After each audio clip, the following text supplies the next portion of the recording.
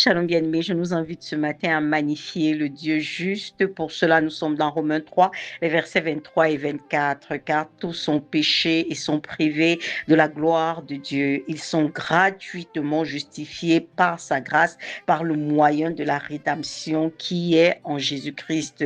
La justice se définit généralement comme le sentiment de donner à chacun selon son mérite, n'est-ce pas? Ici, le verdict est sans appel. Dans Romains 3 au verset 23, tous ont péché, excepté personne.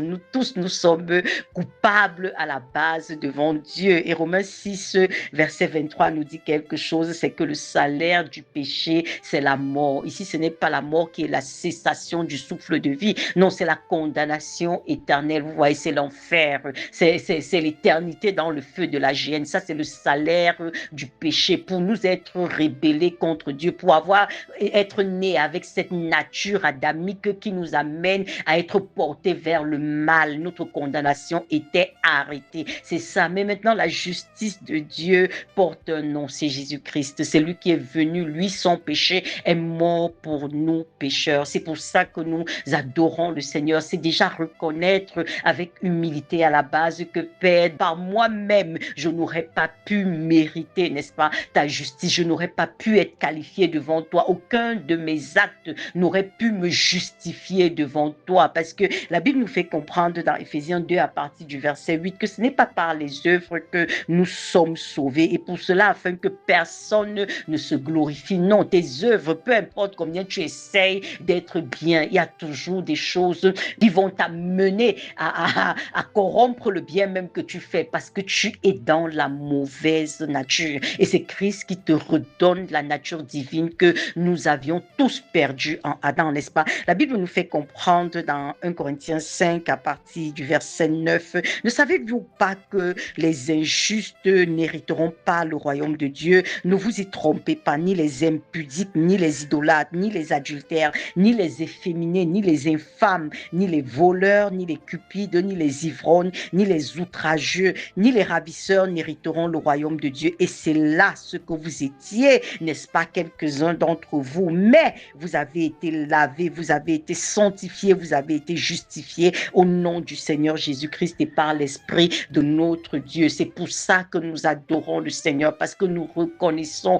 Père, que dans notre nature première, nous étions condamnés à une éternité en enfer. Mais dans ton amour infini, il t'a plu d'envoyer ton Fils Jésus-Christ mourir comme victime expiatoire pour nos péchés. Il a pris sur lui nos péchés, et par conséquent, nous pouvons nous approcher avec assurance du trône de la grâce, comme la Bible nous le dit dans Hébreux 4, 16. Approchez-vous désormais avec assurance. Il n'y a plus de condamnation pour ceux qui sont en Jésus-Christ, parce que la loi de l'Esprit devient en Jésus, les a justifiés de la loi du péché et de la mort. Telle est notre nouvelle position en Christ pour toi qui as reçu le Seigneur. Et c'est pour ça que nous devons adorer le Seigneur de façon sincère en disant, Père, je ne méritais rien si ce n'est l'enfer, mais dans ton amour infini, Seigneur éternel des armées, tu ne m'as pas laissé dans la boue du péché, mais tu m'as sorti de là, tu m'as sorti des griffes de l'accusateur, n'est-ce pas, qui est toujours là pour dire combien est-ce que je ne mérite pas, certes par moi-même je ne mérite rien, Seigneur, mais ma justice porte un nom, Jésus-Christ, ma justice porte un nom, parce que je suis engagé à marcher à la suite de Christ. Seigneur, je te loue et je te célèbre de ce que désormais je ne suis plus jugé sur la base de ce que j'ai posé comme action négative, mais sur la base de ma foi en Jésus-Christ, sur la base de cette confiance que j'ai mis dans ton Fils unique envoyé pour me sauver. C'est de ça qu'il est question, bien-aimés. Et ce matin, nous devons comprendre qu'une fois sauvés naturellement, si nous avons la nature de Dieu, n'est-ce pas, une fois sauvés, nous sommes appelés à manifester les œuvres de la foi, n'est-ce pas? Nous sommes appelés à marcher à la suite de Christ. Nous sommes appelés à manifester les bonnes œuvres qu'il a préparées d'avance pour nous. C'est ça la justice de Dieu, bien-aimé. C'est que lorsque tu comprends le caractère précieux du salut que Christ nous a donné, tu ne peux pas banaliser ce salut, tu ne peux pas le minimiser, tu ne peux pas le mépriser en continuant à agir comme tu agissais par le passé. Non, tu n'es plus dans la mauvaise nature